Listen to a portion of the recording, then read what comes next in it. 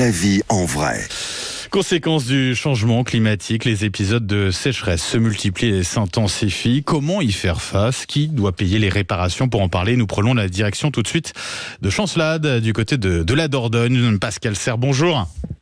Bonjour. Et merci d'être avec nous ce matin. Pascal Serre, vous êtes le maire de cette commune de Chancelade, commune de près de 5000 habitants, située pas très loin, juste à côté de Périgueux. Vous avez décidé d'attaquer l'État devant le tribunal administratif. Racontez-nous pour quelles raisons. Écoutez, tout d'abord, c'est à force de rencontrer des administrés de la commune que j'ai pris la mesure du désarroi dans lequel ils étaient, parce qu'effectivement, la commune n'était pas reconnue comme en catastrophe naturelle, alors que toutes les communes autour l'étaient. Alors, c'est surprenant ça, vous l'expliquez comment? C'est une différence de traitement? C'est ça la question. Ouais. C'est ça la question.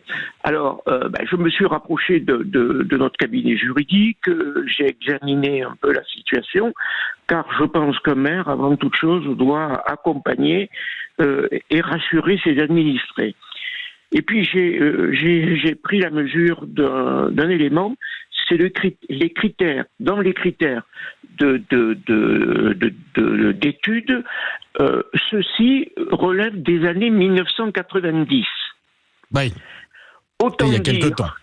Voilà, autant dire que ça fait 3 décennies, on nous parle beaucoup du dérèglement climatique, et je me suis dit, mais quand même, il y a un problème. Alors c'est sur cette base que j'ai décidé effectivement de porter de faire un recours devant le tribunal administratif, sachant que moi je considère cet espace comme un espace de dialogue avant toute chose. On va débattre de ce sujet, c'est que je pense qu'il faut effectivement revoir les critères, notamment climatiques, dans l'instruction que mène l'État. Très concrètement, qu'est-ce que vous reprochez à cette réglementation aujourd'hui ? Eh bien, la chose essentielle, c'est que les critères sur lesquels, à partir desquels sont instruites les déclarations, datent d'il y a 3 décennies. Et que depuis, les choses ont changé. Et donc l'aléa climatique n'a pas été suffisamment prise en compte à ce moment-là. Il n'a pas été pris en compte. Ce sont les mêmes critères que ceux de 1990. Pour votre commune, pour Chancelade, quelles sont concrètement les conséquences de la sécheresse? Est-ce qu'elles sont importantes et de quel ordre surtout? Alors nous avons en mairie 302 dossiers d'administrés ayant fait une déclaration. Donc ça fait à peu près 150 maisons. Ces gens-là se retrouvent en situation, il y a des personnes, elles ont fait chiffrer les dossiers, les travaux, il y en a pour 8, 10, 15, 20, 30 000 euros. Et ils ne peuvent pas faire face. Pour des fissures, c'est ça, pour des fissures? Pour les fissures. Fissures, ça va sur les maisons, les terrasses, autour des piscines, etc. Bien sûr.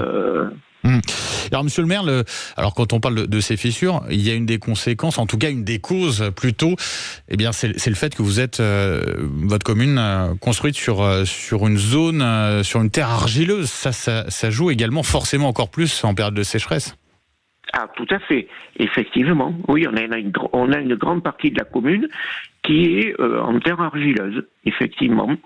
Nous avons même à certains endroits ce qu'on appelle des dolines.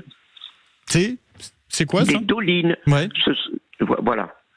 Alors, c'est quoi ça, ces dolines? Alors, les dolines, ce sont des emplacements où il y a des écoulements d'eau, et ça fait affaisser le terrain progressivement jusqu'au moment où ça s'effondre. Ça peut faire 1 mètre, 5 mètres, 10 mètres. C'est impressionnant. Vous l'avez dit, avec forcément des réparations qui chiffrent, qui sont élevées pour les particuliers, pour un certain nombre de particuliers. Pour la commune également, pour des bâtiments municipaux, ça joue?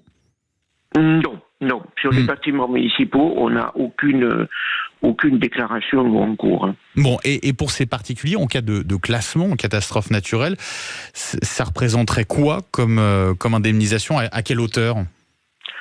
Alors, tout dépend des dossiers. C'est ce que je vous dis. Il y a des dossiers à 3 000 euros, des dossiers à 32 000 euros. Hein. Et quel pourcentage, en gros, va être pris en charge à ce moment-là, si l'état de catastrophe naturelle est reconnu pour votre commune de Chancelade ?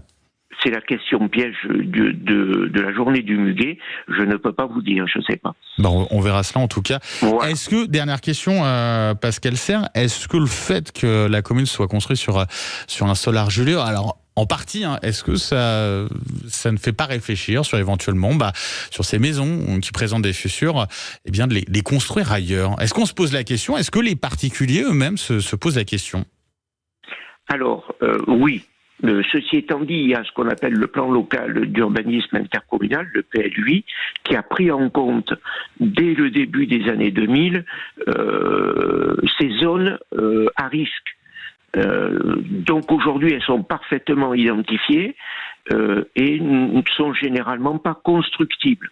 En revanche, les habitations qui sont déjà construites, effectivement, on ne va pas demander aux gens de partir, donc il y a un risque, effectivement. Merci à vous, Pascal Serre, d'avoir été avec nous ce matin sur Sud Radio, maire donc de Chancelade, en Dordogne, avec cette demande donc d'un classement en catastrophe naturelle pour ces conséquences de la sécheresse. Merci d'avoir été avec nous ce matin sur Sud Radio. Merci, belle fête du travail. Oui, à vous également. Merci. 6h43 sur Sud Radio. On revient dans un instant. Hashtag on en parle avec Maxime Trouleau. Et puis également, on va parler de l'usage des écrans par les enfants. Dans quelles conditions, comment cela doit être encadré. On y revient dans un instant. À tout de suite.